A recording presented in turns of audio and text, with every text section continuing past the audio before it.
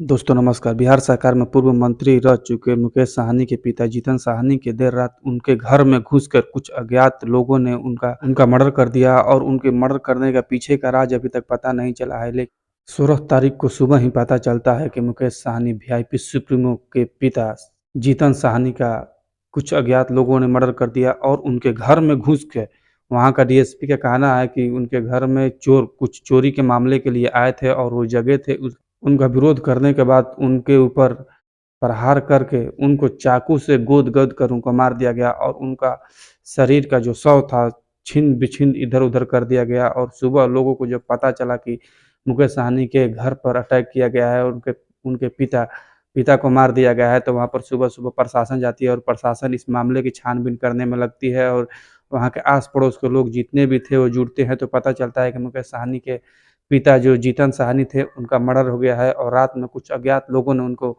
मारकर उनके घर से कुछ चोरी के सामान लेकर भागे और कीमती कुछ जेवरात रखे हुए थे, उसको लेकर भाग गए और वहाँ से निकल गए। लेकिन अभी तक इसमें पुष्टि नहीं किया गया है कि आखिर वो कौन थे और क्यों आए थे, जबकि वीआईपी सुप्रीमो मुकेश साहनी जी घर पे नहीं थे और वो मुंबई में थे। अब जैसे ही उनको पता चला वहाँ से वो रवाना हुए हैं दरभंगा के लिए। और मुकेश साहनी जी 2 भाई थे, उनके एक ठो भाई थे जो संतोष साहनी थे, वो भी पटना में रहते थे, वो भी घर पे नहीं थे। उनके पिताजी घर पे अकेले थे और अकेला देखकर कुछ अज्ञात लोगों ने उनके ऊपर हमला किया और उनके घर से जो भी सामान थे, कीमती जेवरात थे या कीमती और भी जो कुछ सामान थे, उसको लेकर वहाँ से निकल गए। और इसके बचाव में जब उनके पिता ने उसके ऊपर विरोध जताया तो उनको उनका मर्डर कर दिया और उनको चाकू से गोद-गोद कर मार दिया। तो ये बिहार की लॉ इन ऑर्डर है जो दिन प्रतिदिन खराब होती जा रही है और सुशासन बाबू की सरकार चल रही है, जो सुशासन के नाम से पूरे बिहार में प्रसिद्ध है या पूरे देश में लोग इनको जानते हैं कि सुशासन बाबू है नीतीश कुमार।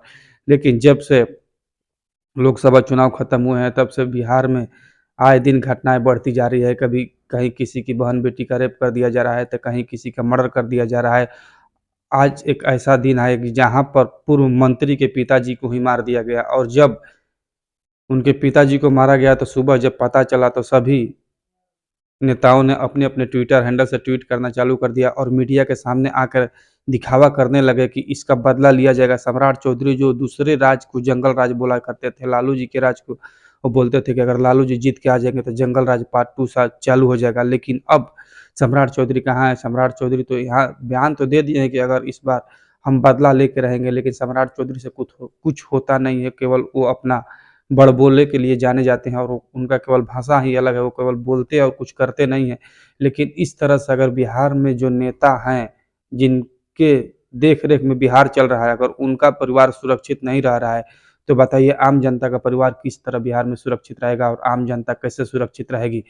अगर घर में घुस के किसी का मर्डर कर दिया जा रहा है, तो रोड पे चलते हुए व्यक्ति के साथ क्या किया जाएगा? जिसके साथ शासन प्रशासन सब है, उसके हाथों में है, उसको एक बुलाए पर वहाँ पर प्रशासन चली जाएगी, लेकिन वहाँ पर उनके घर सुरक्षित नहीं है, उनके पिता सुरक्षित नहीं है, उनके भाई सुरक्षित नहीं है, तो फिर आम आदमी के साथ ये आम आदमी कैसे सुरक्षित रहेंगे? बाकी आप लोग की राय क्या है? आप लोग मेरे कमेंट में कमेंट करके बताएँ, क्या बिहार में ये जंगल राज पार्ट 2 है या जंगल राज पार्ट 3 है जो ये सम्राट चौधरी बोलते हैं? वो तो अब आप लोग को तय करना है कि आखिर ये क्या चल रहा है, आखिर बिहार में ये कौन-सा राज चल रहा है? कमेंट में कमेंट करके बताएँ। बाकी आप देख रहे थे रोहतास की आवाज़, मैं आपका दोस्त अमित। मिलता हूँ एक और नई वीडियो में, तब तक दीजिए इजाज़त। जय हिंद, जय बिहार।